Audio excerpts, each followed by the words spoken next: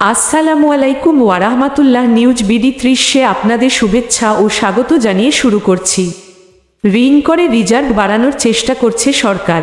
আগামী 3 মাসের মধ্যে রিজার্ভ শূন্যতে পৌঁছে যাবে মন্তব্য করে বিএনপির স্থায়ী কমিটির সদস্য নজরুল ইসলাম খান বলেছেন, ঋণ করে রিজার্ভ বাড়ানোর চেষ্টা করছে সরকার।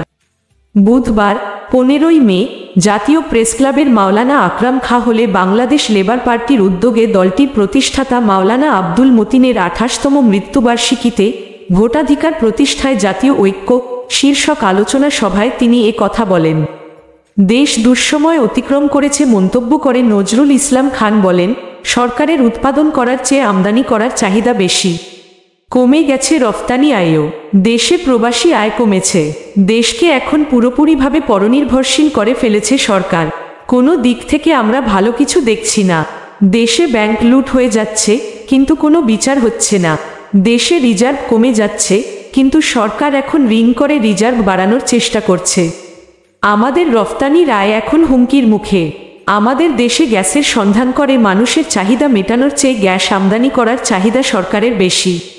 তিনি বলেন, দেশে লোডশেডিং হচ্ছে, আর অন্যদিকে ক্যাপাসিটির নামে কোটি কোটি টাকা নিয়ে যাওয়া হচ্ছে। এই লুটপাটের মাসুল দিতে হচ্ছে জনগণকে। সারা দুনিয়ায় তেলের দাম কমে গেলেও আমাদের দেশে তেলের দাম বেড়ে গেছে। দেশে বেকার সংখ্যা বেড়ে গেছে। জিনিসপত্রের দাম হুহু করে বেড়ে যাচ্ছে। আমাদের দেশের গবেষকরা বলছে, প্রতিবছর দেশে গরিবের সংখ্যা বাড়ছে, শিশু মৃত্যুর হার বাড়ছে। জিনিসপত্রের দাম বাড়ার মানে হলো প্রকৃত মজুরি কমে যাওয়া। এই সরকার কোনো কিছুর পরোয়া করে না।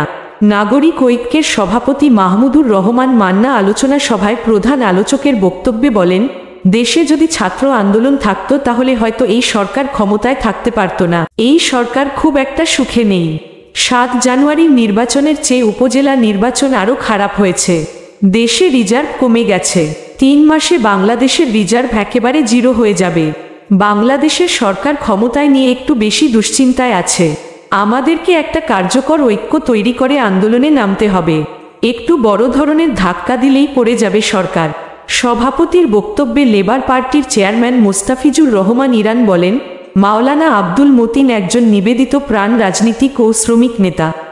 তিনি একজন দক্ষ রাজনীতিবিদ এবং আদর্শগতভাবে হযরত ওমরের নীতি আদর্শে বিশ্বাস করতেন। ওমরি সাম্যবাদ প্রতিষ্ঠার লক্ষ্যে তিনি জাসদ ত্যাগ করে লেবার পার্টি প্রতিষ্ঠা করেন। শহীদ জিয়ার নেতৃত্বে বহুদলীয় রাজনীতি ও স্বাধীনতা সার্বভৌমত্ব প্রতিষ্ঠায় আগ্রাসন বিরোধী সংগ্রামে আমরণ সক্রিয় ছিলেন। সভায় আরও বক্তব্য রাখেন বিএনপির vice chairman Shamsuzzaman Dudu, BNP চেয়ারপারসনের উপদেষ্টা আব্দুস সালাম, জামায়াতে ইসলামীর সহকারী secretary general advocate Moazzem Hossain Helal, daily New Nation সাবেক সম্পাদক মোস্তফা কামাল মজুমদার, এনডিপির চেয়ারম্যান কারি আবু তাহের, গণ অধিকার পরিষদের সদস্য সচিব ফারুক হোসাইন, গণফোরাম যুগ্ম মহাসচিব মোহাম্মদ উল্লাহ মধু, লেবার পার্টির vice chairman SM Yusuf Ali, advocate Johra Khatun Jui, ভারপ্রাপ্ত মহাসচিব খন্দকার মিরাজুল ইসলাম, যুগ্ম মহাসচিব মুফতি তরিকুল ইসলাম সাদি, সাংগঠনিক সম্পাদক কামরুজ্জামান চৌধুরী, মহিলা সম্পাদিকা নাসিমা নাজনীন সরকার, অর্থ সম্পাদক রাসেল শিকদার লিটন, নির্বাহী পরিষদ সদস্য মো.